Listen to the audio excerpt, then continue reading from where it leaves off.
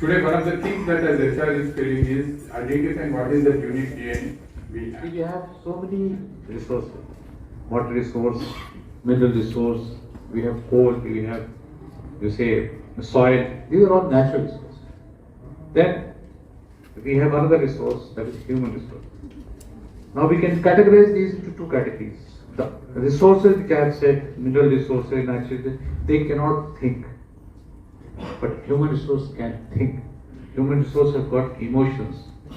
Human resource can plan. So we have to deal with these two in a different way. And when these two resources come, because unless until the resources are managed, controlled, or you say they are worked upon by a human resource, we cannot have any results, desired results. We can have results which are not desired. For example, there could be an explosion. For example, there could be a volcano. There is a natural resource that could explode, but nobody desires it. But we can produce electricity by combining coal, water, and human resource. That's a desired result. So desired results can be achieved only when we use the human resource properly. And human resource properly does not mean giving them. You could scold a person for coming late to office one day, but you are forgetting those 20 days when he has stayed up to 9 o'clock or 10 o'clock in the night and completed the task. So that should not be the attitude. Okay, he has come, you can explain to him properly. I am giving a very, very simple example to you, but this is how it should be. And then we all talk about success stories. So an officer who is very good, a colleague who is very good, you can learn from him definitely. But you can learn a lot from a person who has undergone failures. And you can teach him also how to improve, because failures really teach us what we should not do, which is very important. So you should not repeat them.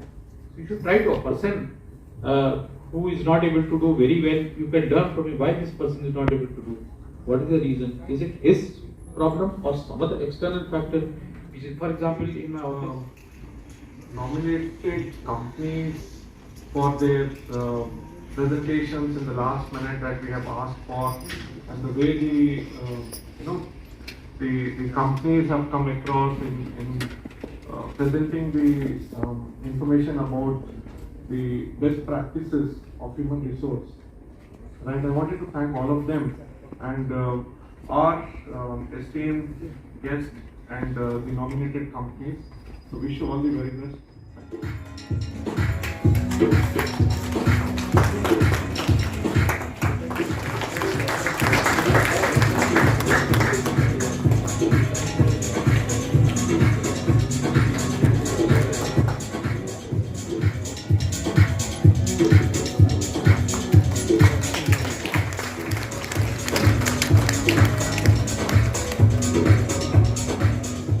Keep employees motivated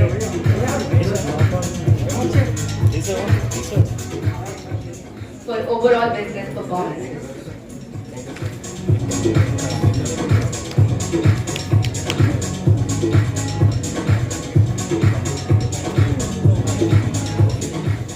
Using experience-backed judgment, strong ethics, and irreproachable integrity.